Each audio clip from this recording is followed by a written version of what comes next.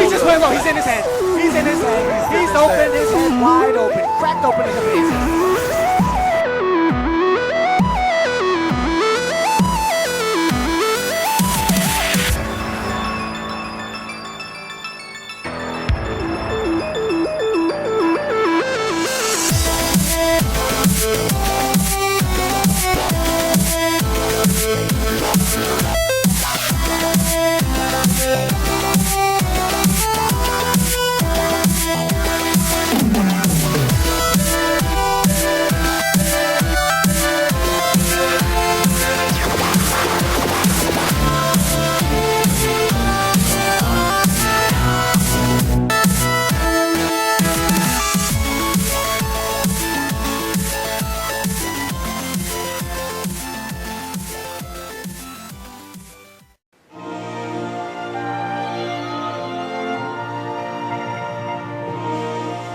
And welcome back to Kingdom Hearts Final Mix, ladies and gentlemen. We're back. It's Mario Man 2100 and we're back in Olympus Coliseum, and it's actually been a couple of weeks since I last played this game.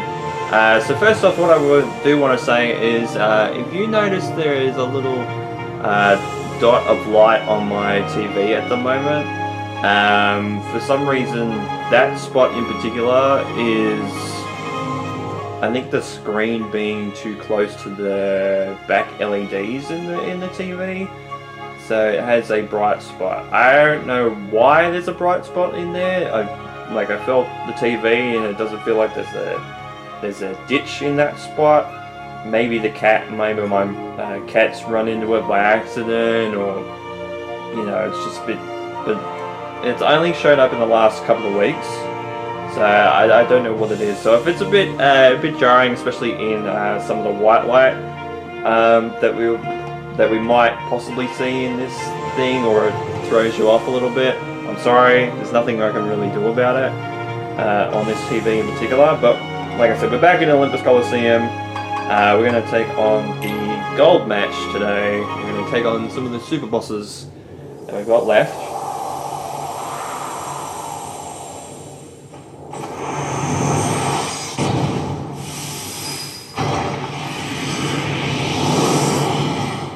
So first up is the Ice Titan.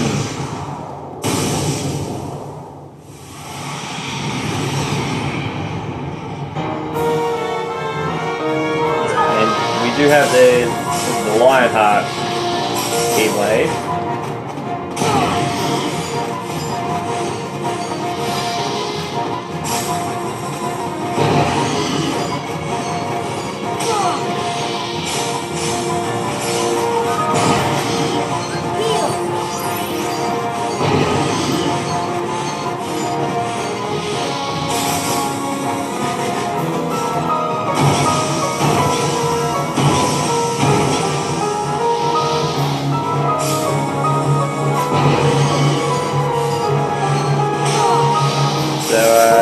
So this is the Ice Titan.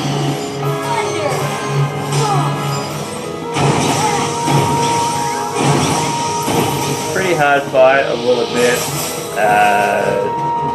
Much worse than the Rock Titan.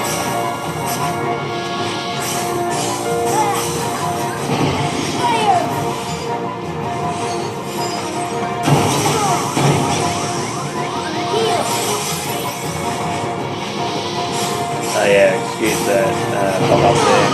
Thought I already got a pop-up for that, but okay. Apparently I didn't.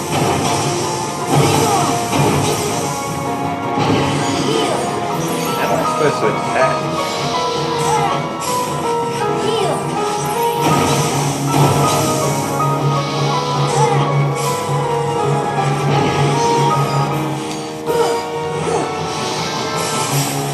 I forget how to attack this guy.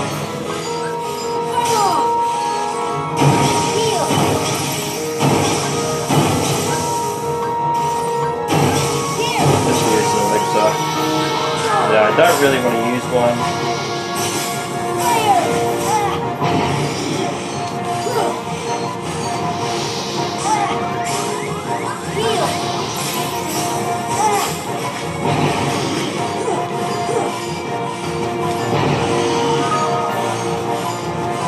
throws icicles all over the place.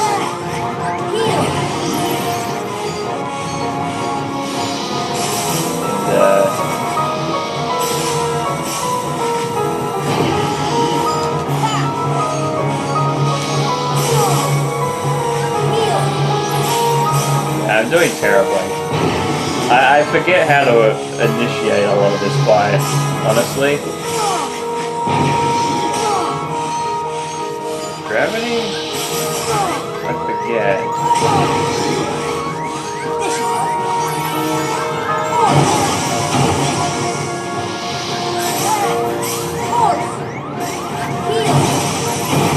Yeah, so gravity seems to do a lot.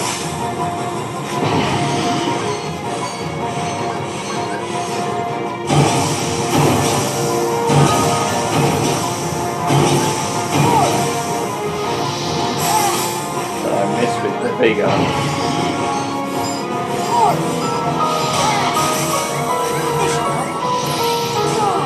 I'm just gonna let it kill me.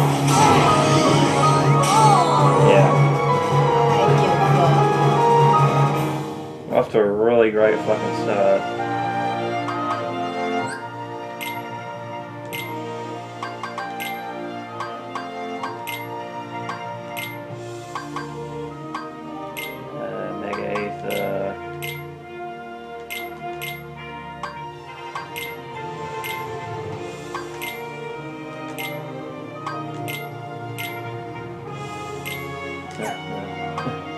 Keep doing that. And elixir in there. But yeah, that's the Ice Titan. I will probably show a video or something about the Ice Titan because I forget how to really approach that fight. It's been a long time since I've done that fight, so yeah. So let's go with the Platinum Match and Sephiroth again, even though we're not really the right level. Should really be aiming for at least like level 80, level 90 when going up against Sephiroth, honestly. I know we've kind of seen this cutscene already, but I want to show it off again because it looks fantastic.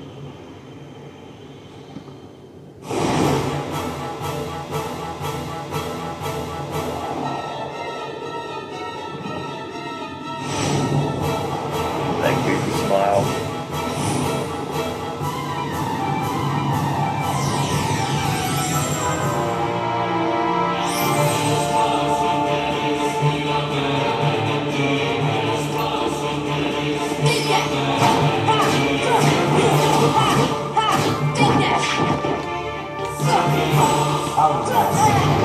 Now,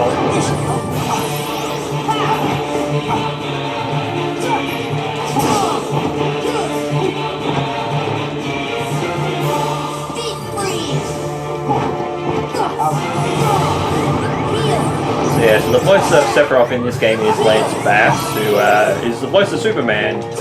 Back in, I think, the Justice League cartoon from way back in the 90s. Yeah.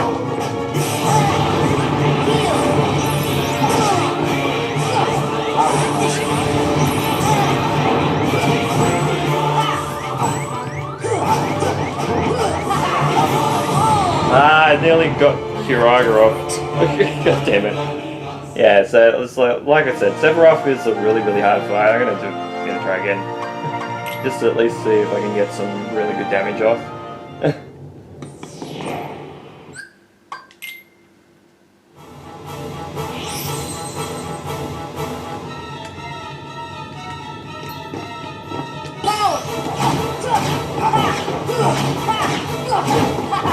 Showing off some of these other Keyblade combos.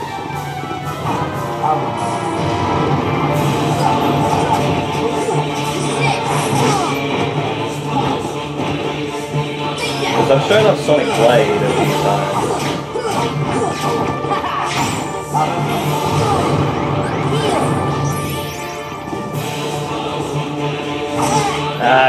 Tried to see if I could block the swipe. Not too early. Okay.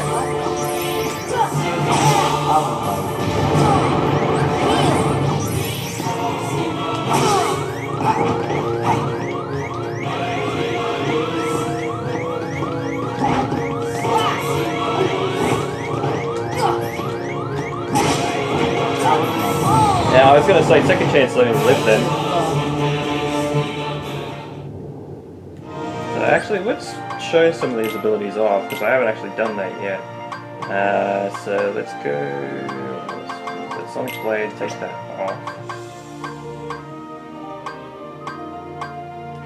Yeah, Ars Arcanum.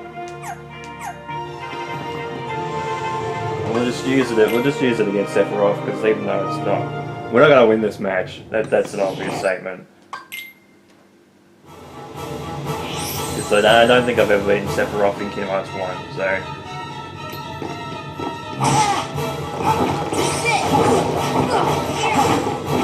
Oh, I missed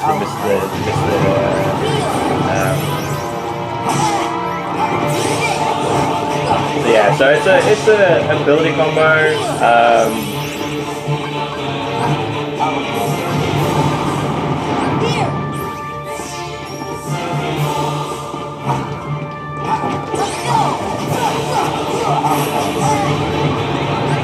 Yeah, if we keep getting hit out of it, yeah, we just need to take the L.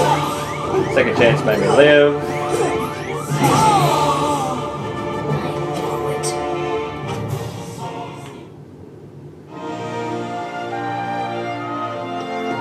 But yeah, so basically Ars Arcanum, we just go into a random battle.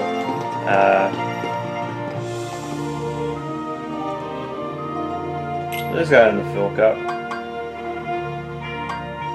And yeah, since we've beaten with Sora alone, we'll go with the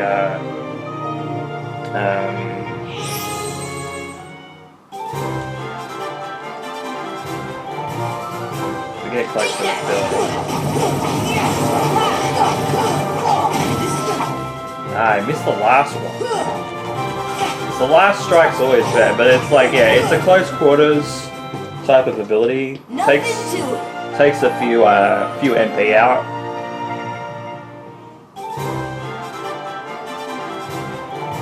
Yeah, but we gotta be like right in close, which is the problem.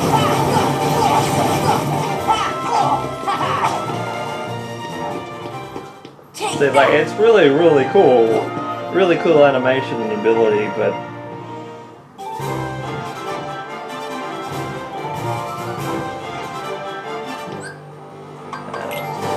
wait, does that keep our XP as well?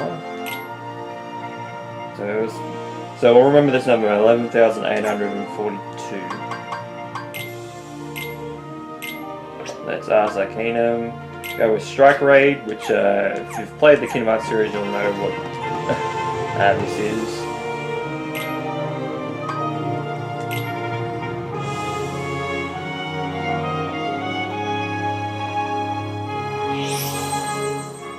Okay. Yeah, if we go long distance with this and get a lock, and we just throw the Keyblade, it'll be maximum of 5 times. That's the power of the Keyblade. But especially for long distance, it's a good ability to have. So yeah, so we'll show this up again. Let's go.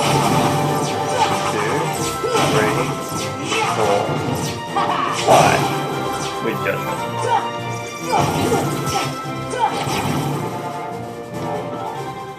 That's the power of the Keyblade.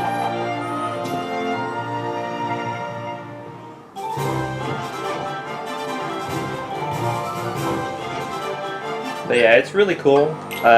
Strike Raid is definitely one of the abilities that I go back to. Yes, okay, so we do keep the XP that we get out of that, so that's really good. One of our last ones is Ragnarok, which is really cool. Really cool name.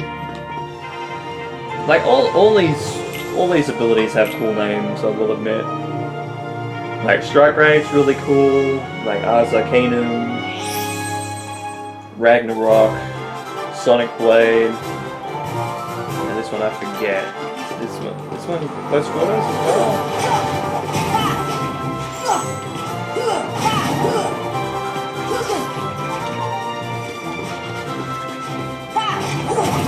It might be a counter-attack one, I can't remember.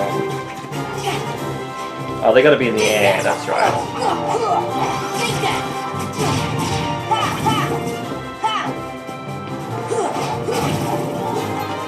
Take that. Yeah, so it's more of an aerial combo, and then right at, it's only like a 3 or 4 hit combo thing, and then we shoot like tiny little lasers. So it'd probably be better for the like the magic ability one.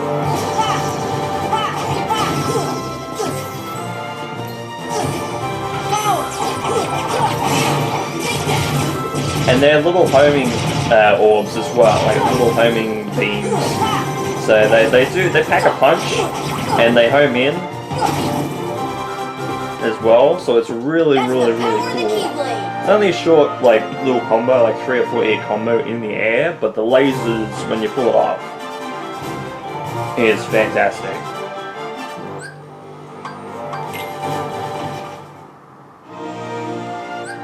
I think that's the last one, I think.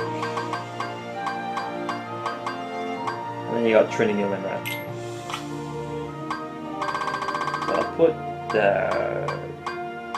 Sonic Blade back on.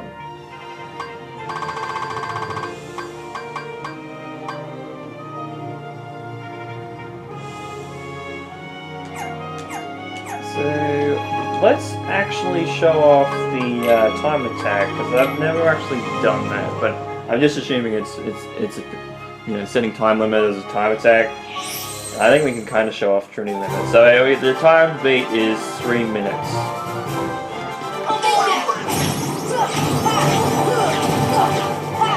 This is it. So it stops after every match. That's really good. So I probably should have had Sonic Blade off and had Trinity Limit on. Okay, so yeah, so I gotta make sure that it's Trinity and not... This is it.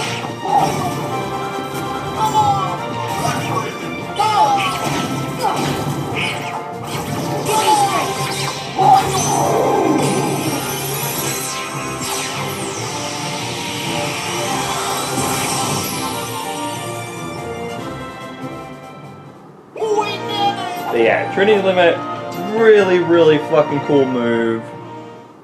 Love the animation of it. It's fantastic. And packs a punch really well too. Especially if there's a lot of enemies around.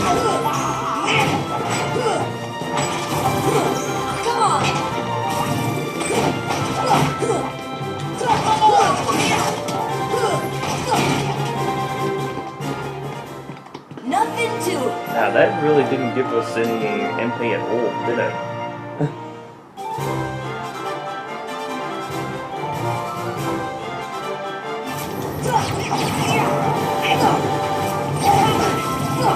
I thought that like so many combos and abilities would have given us more MP, but I'm guessing probably because we're so strong, we're just taking out so many enemies all at once that it's really not giving us any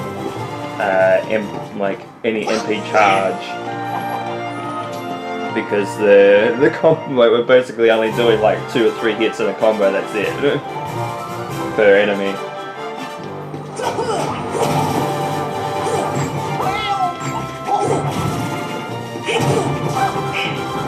One swipe and he got very angry.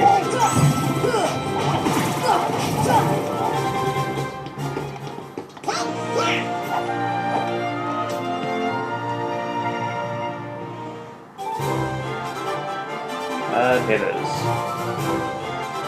Like, I can see that the gauntlets would be hard hitters, but not shadows. Especially not the blue rhapsodies either. Like I said, gauntlets make sense. The feat of the guard armor makes sense as well in that regard, but why call that one hard hitters when it's only the gauntlets? Like, hard hitters would be at least like the large bodies make sense. Take that out first.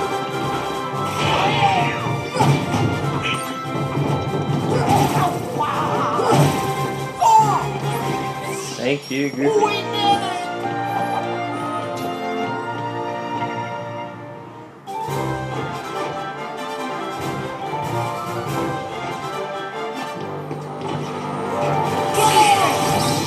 guy. So yeah, so he does a little spin. Yeah, Sora does a little spin in the air around the Keyblade. I won't say like a pole dancer because that just puts a really, really bad image into people's minds. Considering he's only a 16-year-old kid.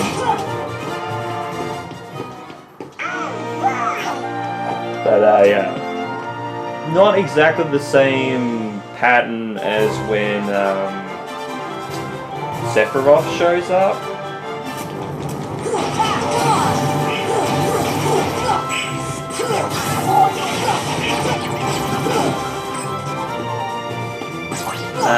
When Sephiroth first comes out in his match, but it's very similar pattern. Okay, so we've got 47 seconds left. Oh no, that's right, because we can't battle the 1C, that's right. Forgot about that. Yeah, we can look in the journal. It's technically part of the minigame, so like you can see the spot here. Olympus Coliseum, yeah. So the 47 seconds left. And you do the Pegasus and Hercules Cup. Though I don't think we'll get it for the Hades Cup until I beat that by myself. So yeah, so Hades and Rock Titan are in the list. So we've got, it looks like all the secondary characters.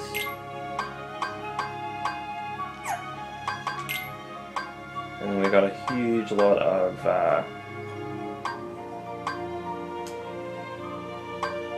Heartless that we don't have.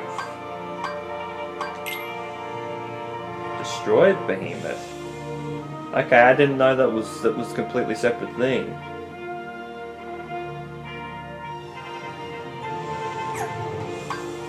I didn't know that was a thing. And the Snake Army, so that's the other stealth sneak type of character. But yeah, there's a couple of Heartless that we don't exactly have. Oh, and Ansem Report. So okay, we got to read these. So Ansem Report 2. It is my duty to expose what this darkness really is. I shall conduct the following experiments. Extract the darkness from a person's heart. Cultivate darkness in a pure heart. Both suppress and amplify the darkness within.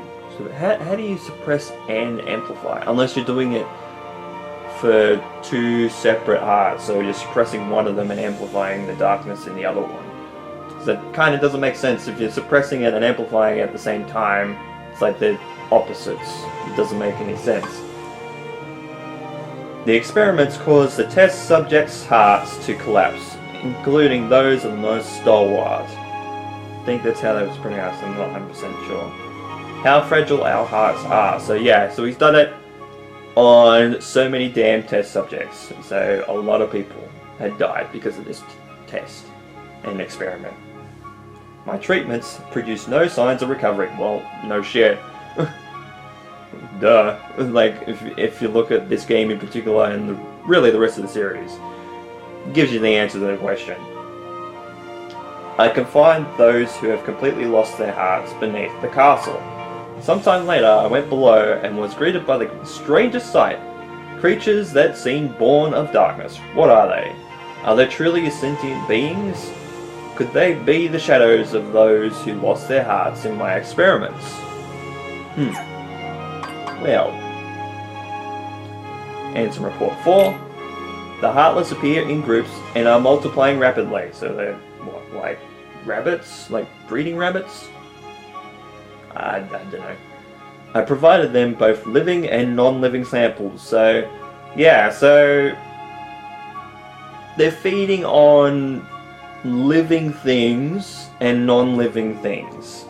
I know this is part of the experiment, but you can say, oh yeah, he's giving them humans to eat and other animals. That's great. And they've only responded to the living. So yeah, so they're eating the things that are actually alive and not the things that are inanimate and non-living. That's really fucking creepy. And even looking at non-living samples, you could also think of a dead body in that regard. Though I don't think it would go that far, but, you know, Ansem being Ansem and Xehanort being Xehanort. It's not completely out of the question. Anyway. They seem to multiply after absorbing something from the living creatures. Their prey vanishes without a trace, which we've seen in the game via the Heartless. I believe the Heartless are taking hearts. Well, they're called Heartless, no shit. They are born from those who have lost their hearts and thrive on hearts seized from others. Makes sense.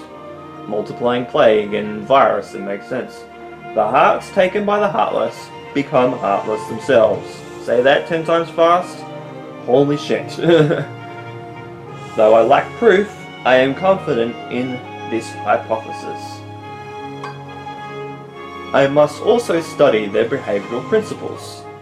Though they lack emotions, they do seem to have some intelligence, and you can kind of see that with some of the Heartless, like some of the shadows, kind of just wipe at anything. You know, but if you go with soldiers, air soldiers, you know, you're going to the bigger Heartless like defenders, large bodies, all that type of stuff, you can see how their intelligence kind of grows, and even going to like things like the high wizards and stuff, and like invisibles, that type of thing, they seem to get smarter and smarter as they go up in ranks. How to communicate with them? It's just occurred to me, could they be the darkness in people's hearts? Well, I thought you already kind of knew that, but okay, apparently you didn't. Number 6. Massive core of energy lay beyond the door sought by the darkness. I was going to say darkness, the Heartless. It may well be the ultimate goal of all Heartless. But what is that energy? I have devised a hypothesis based upon my observations of the Heartless, which kind of makes sense considering that massacre energy plus the door kind of showed up around when the Heartless showed up. The Heartless feed on others' hearts, and yet they yearn for that energy core.